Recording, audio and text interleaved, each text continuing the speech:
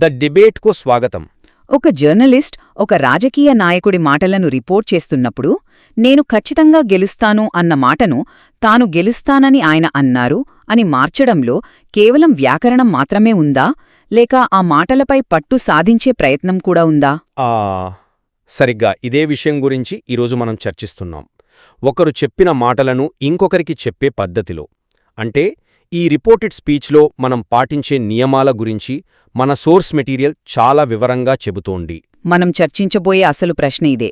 సంభాషణలో స్పష్టత కోసం ఈ వ్యాకరణ నియమాలను పాటించడం తప్పనిసరా?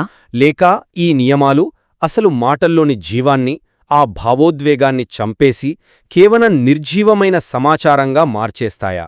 ఖచ్చితంగా. సంభాషణలో గందరగోళాన్ని నివారించి స్పష్టతను, నమ్మకాన్ని అందించడానికి ఈ నియమాలే పునాది అని నేను వాదించబోతున్నాను.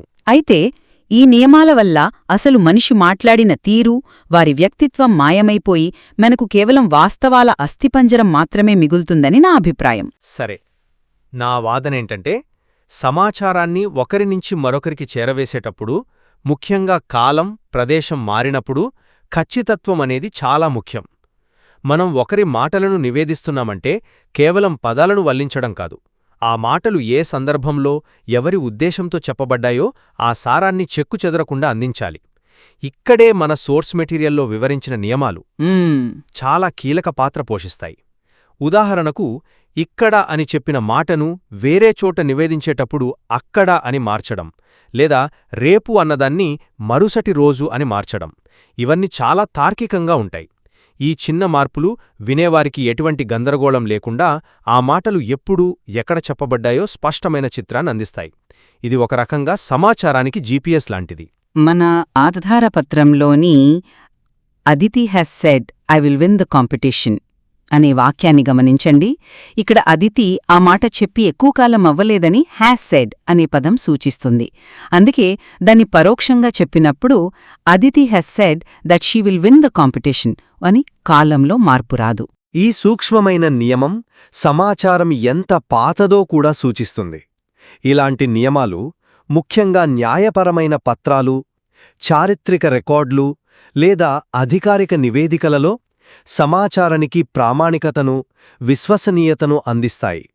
ఇవి భాషకు ఒక క్రమశిక్షణను నేర్పుతాయి. మీరు చెప్పినట్లు కొన్ని సందర్భాల్లో, ముఖ్యంగా అధికారిక రాతల్లో ఈ నియమాల ప్రాముఖ్యతను నేను కాదనను, కానీ నేను దీన్ని భిన్నమైన కోణంలో చూస్తాను. కమ్యూనికేషన్ అంటే కేవలం వాస్తవాలను చేరవేయడం కాదు, మనుషుల మధ్య భావాలను, అనుభూతులను పంచుకోవడం.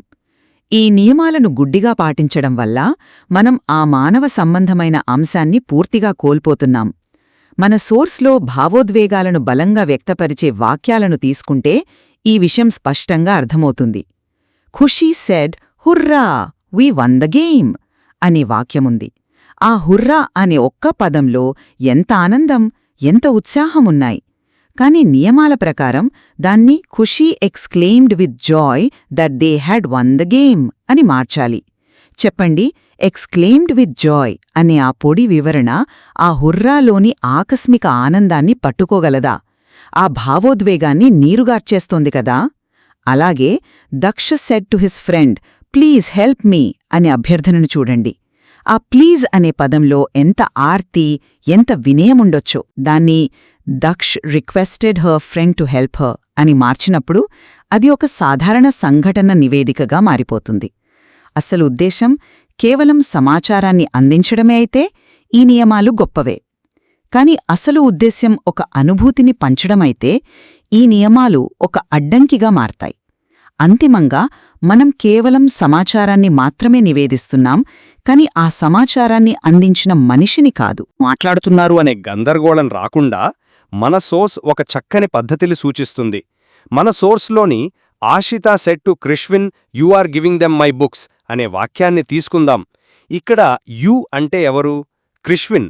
మై అంటే ఎవరు పుస్తకాలు? ఆషితావి. ఈ వాక్యాన్ని నేరుగా కోట్ చేస్తే ఆ సంభాషణలో లేని మూడో వ్యక్తికి ఇది అర్థం కాకపోవచ్చు. కాని దీన్ని పరోక్షంగా Ashita told Krishvin that he was giving them her books అని మార్చినప్పుడు యు అనేది క్రిష్విన్ను సూచిస్తూ హీగా, మై అనేది ఆషితాను సూచిస్తూ హర్గా మారింది. ఈ మార్పు వల్ల ఎవరు ఎవరి పుస్తకాలనిస్తున్నారో అనే విషయంలో ఎటువంటి సందేహానికి తావులేదు. సంక్లిష్టమైన చర్చలు లేదా వాదోపవాదాలను నివేదించేటప్పుడు ఈ స్పష్టత అత్యంత కీలకం. భావోద్వేగం పేరుతో ఈ స్పష్టతను పణంగా పెట్టలేం కదా. నామన్న విషయం గమనించారా? రోజువారీ జీవితంలో మనం అంత కఠినంగా మాట్లాడతామా? మన సోర్స్లోనే ఉన్న మరొక ఉదాహరణ చూద్దాం. ఎస్ నో ప్రశ్నల గురించి. Hafeeza said to me, have you finish the assignment అని హఫీజా నన్ను అడిగింది. ఇది చాలా సూటిగా సహజంగా ఉంది. కాని నియమాల ప్రకారం దీన్ని Hafeeza asked me if I had finish the assignment అని మార్చాలి. ఇఫ్ లేదా వెదర్ లాంటి పదాలను చేర్చడం, ప్రశ్నార్థక వాక్యాన్ని నిశ్చయార్థక వాక్యంగా మార్చడం, ఇదంతా సంభాషణను చాలా బరువుగా, అధికారికంగా మార్చేస్తోంది. స్నేహితుల మధ్య జరిగే సంభాషణలో ఎవరైనా ఇలా మాట్లాడితే, ఏంటి క్లాస్ రూంలో పాఠం చెబుతున్నావా అని అడుగుతారు. అంటే స్పష్టత పేరుతో మనం భాష యొక్క సహజమైన ప్రవాహాన్ని అడ్డుకుంటున్నాం. చాలా సందర్భాలలో ఆ స్పష్టతను అందించడానికి నియమాలు అవసరం లేదు, సందర్భం చాలు. హఫీజా నాతో మాట్లాడుతున్నప్పుడు యూ అంటే నేనేనని అర్థం చేసుకోవడానికి నాకు వ్యాకరణ నియమాలు అక్కర్లేదు. ఆహా, ఇప్పుడు మీరు అసలైన విషయానికి వచ్చారు. అధికారికత అనేది లోపం కాదు, అదొక అవసరమని నేనంటాను. ఎందుకంటే అన్ని సంభాషణలు స్నేహితుల మధ్య తేలికగా జరిగేవి కావు. ఒక వార్తా సంస్థ, ఒక కోర్టు లేదా ఒక పరిశోధనా సంస్థ ఒక విషయాన్ని నివేదిస్తున్నప్పుడు వారు నిష్పాక్షికంగా ఉండడం చాలా ముఖ్యం.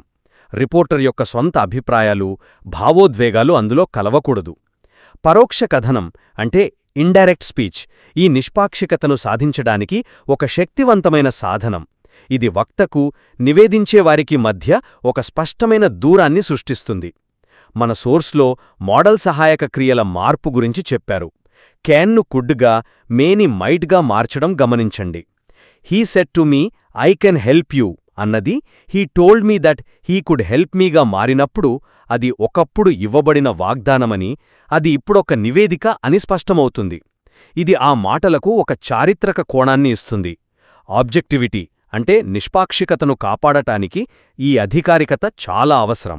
మీరు చెప్పిన నిష్పాక్షికత వాదన ఆకట్టుకునేలా ఉంది. కానీ ఆ ప్రక్రియలో మనం ఎంత మూల్యం చెల్లిస్తున్నాం? ఈ అధికారికత, ఈ నిష్పాక్షికత పేరుతో అసలు వక్త యొక్క వ్యక్తిత్వాన్ని, వారి గొంతును, వారి శైలిని పూర్తిగా తుడిచిపెట్టేస్తున్నాం. ఉదాహరణకు సోర్స్ మెటీరియల్లోని ఆ వాక్యం, the principal exclaimed, what a brilliant boy he is. ఈ మాటల్లో ప్రిన్సిపల్ ఎంత ఆశ్చర్యపోయారో, ఆ అబ్బాయి ప్రతిభకు ఎంత ముగ్ధులయ్యారో తెలుస్తోంది. వాట్ అనే ఆ నిర్మాణంలోనే ఒక ఉద్వేగముంది. కానీ నియమాల ప్రకారం దాన్ని the principal exclaimed that he was a very brilliant బాయ్గా మారుస్తారు. వెరీ అనే ఒక సాధారణ పదం ప్రిన్సిపల్ అనుభవించిన ఆశ్చర్యపు తీవ్రతను పట్టుకోగలదా? అస్సల్లేదు. ఇక్కడ మనం కేవలం వాస్తవాన్ని నివేదిస్తున్నాం. ప్రిన్సిపల్ ఆ అబ్బాయిని తెలివైనవాడు అన్నారు. కాని ఆయన ఆ మాటను ఎలా అన్నారో అనే సారాన్ని కోల్పోయాం. వక్త యొక్క సంశయం లేదా వారి విశ్వాసం, వారి వ్యంగ్యం ఇవన్నీ ఆ మార్పిడిలో ఎక్కడో మాయమైపోతాయి. అప్పుడు మనకు మిగిలేది కేవలం వాస్తవాల అస్థిపంజరం మాత్రమే. అధికారికత పేరుతో మనమసలు మనిషిని ఆ సంభాషణ నుండి తీసేస్తున్నాం. ఒక్క నిమిషం, మీరు చెప్పింది ఆలోచిస్తే నిజమే. ప్రిన్సిపల్ గారి గొంతులో ఉన్న ఆశ్చర్యం ఆ మార్పులో కనిపించదు. కాని ఒక వార్తాపత్రికలో ఆ సంఘటనను రిపోర్ట్ చేయాల్సి వస్తే నిష్పాక్షికత కోసం ఆ భావోద్వేగాన్ని పక్కన పెట్టక తప్పదు కదా. ఇక మీరు మొదట ప్రస్తావించిన మినహాయింపుల విషయానికి వద్దాం. విశ్వసత్యాల విషయంలో కాలం మారకపోవడంలాంటి మినహాయింపులు ఉండటం ఆ నియమాలు బలహీనమైనవని కాదు, అవి ఎంత పరిణతి చెందినవో చూపిస్తుంది. నియమాలు గుడ్డిగా, యంత్రంలా పనిచెయ్యవు.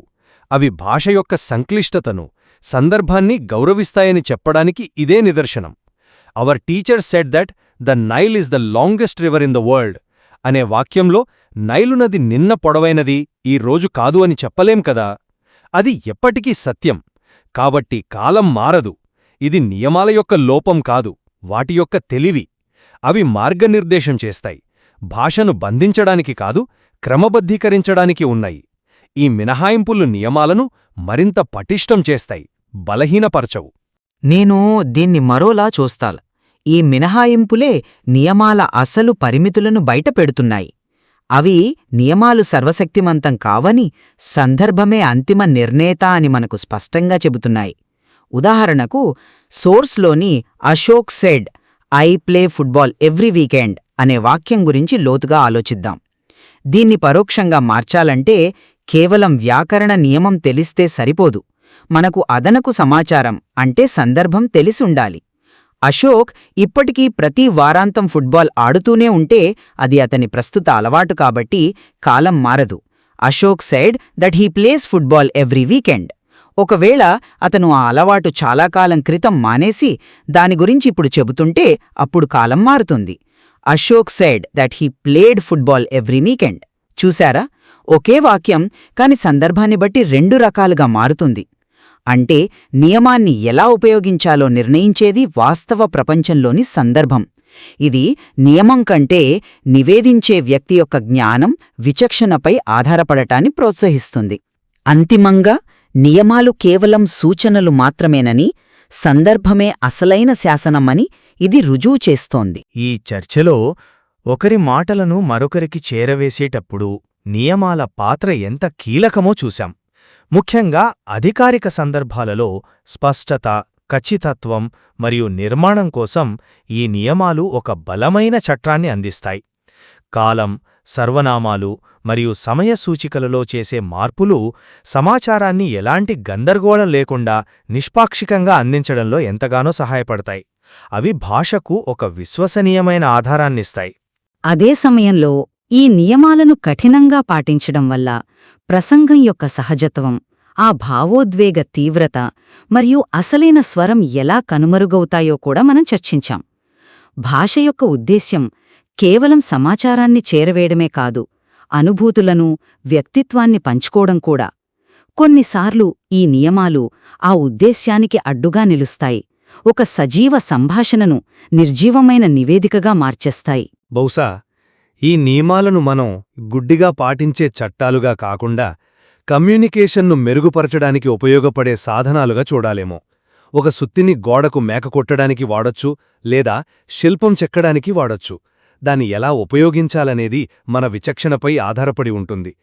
ఈ నియమాలను ఎప్పుడూ ఎలా ఉపయోగించాలనేది సందర్భాన్ని బట్టి ఉంటుందనే విషయంలో మనమిద్దరం ఏకీభవించవచ్చని నేను భావిస్తున్నాను. ఖచ్చితంగా.